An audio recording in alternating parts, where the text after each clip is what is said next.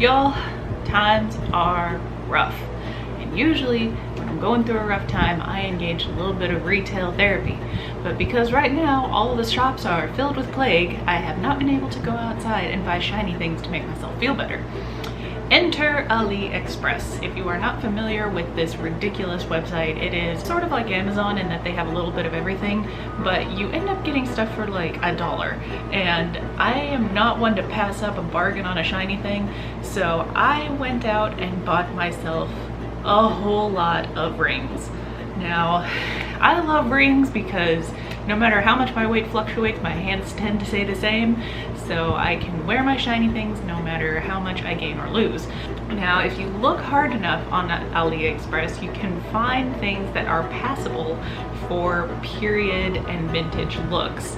They're definitely not authentic vintage, of course. They're all mass-produced in China and shipped over. But these are the kinds of things that you see on the costume jewelry stack that you see in department stores like Dillard's or JCPenney. I found one shop that seemed to have a lot of Edwardian style looks, and I filled up my cart to the brim, and then I sat back and I waited. And today, my wait is over. Now, none of these rings cost over, I think, $2. So in total, I ordered 11 rings, and it came out with shipping to be about, I think, $19 total. So for the price of one ring in a department store, I got 11. So let's dig in and see how these goodies look in person.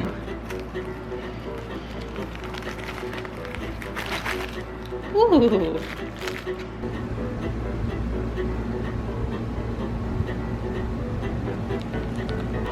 So these look way better than I expected. I was starting to doubt myself that I had purchased some pretty questionable looking things, but these are gorgeous. This is the first one. I was kind of going through an emerald phase. This one has green stones surrounded by white crystals, and it's a little larger than I expected. It's that perfect Edwardian dinner ring size. The next one we have is this wonderful blue faux sapphire. And there we go. Look at that beautiful color. It's very deep and it's very kind of a purpley blue. And the setting, I can't really tell on this screen, but the metal of the setting just is so bright and sparkly, and it's just a gorgeous ring. This one's a little bit smaller than the last ring, but it's a nice size just for everyday wear. This is a really lovely ring. I like this one a lot. This is another one of those emerald rings. Like I said, I was going through kind of a green phase, and I just wanted everything to be green. And this one is multi-layered emerald and white crystal, and it's very shimmery and very pretty. And it looks quite nice when worn. It's not too big. Of course, some of you might like smaller jewelry, but I like these big pieces. Now, the band on this one is actually a little bit big for me, which is funny because I ordered the same size on all of them, and they're all from the same store, so there's a little bit of variation in the sizes, but that's all right. It's not that bad. Are you guys tired of emerald yet? Because I've got another one.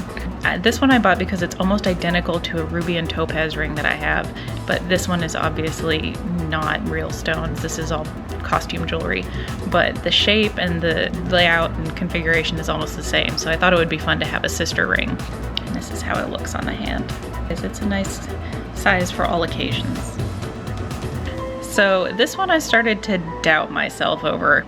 After I purchased it, they uploaded new photos, and the new photos were not as flattering, and I was starting to think, ooh, I've made a bad decision, because it went from Edwardian dinner gloriousness to 1990s mall goth, and I was kind of worried, but this thing is very pretty. It's quite big. You can see on the sides here, it's quite tall, but on the hand it looks very nice. So I do not regret this one. Thankfully, it turned out to be beautiful in person. I think this is the only red ring that I ordered with this batch. It's a very subtle, it only has a few red stones. Most of them are white, but I think this would be a great look for either Victorian or Edwardian, or I think it could even go for something Tudor or Elizabethan. And guess what? I ordered it in blue as well. Ooh. It looks good in either color, but I am partial to the red. This is the last of my green rings. I'm not too psyched about the gold band that surrounds the stone in the middle, but otherwise this is a really nice ring. It has a really beautiful shape to it. And on the hand, it looks really spectacular. So this is a nice Edwardian style ring. Now, if y'all jewelry shop online as much as I do, you may have seen this ring on some other websites because it shows up on places like Etsy and other places that are supposed to have, quote, real vintage stuff. This is one of those mass-produced China rings. This ring was like $1.30 when I bought it. So don't be fooled. This is not real vintage, but it certainly looks it. I mean, look at how beautiful that is on the hand. And it definitely has the shape and the style, and it can definitely pass for something that is from the period. This one has sapphire stones and white stones, and it's very sparkly and very pretty. I like this one a lot. This is another one of those you may have seen passed off as real vintage.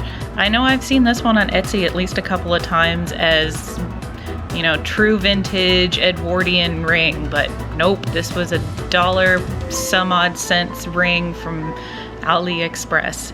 So don't be fooled, but look at how beautiful that is. That is a really nice vintage cocktail dinner Edwardian Victorian style ring. This is really beautiful. Definitely worth the pocket change to get this one.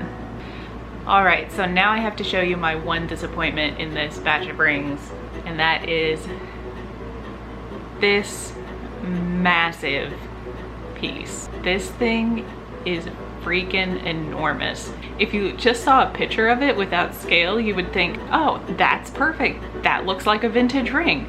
But when you see it in person, this thing is about 1 inch across. And when you put it on your hand, it is like straight up screaming 1980s ridiculousness. So that was the one loser in this batch of rings.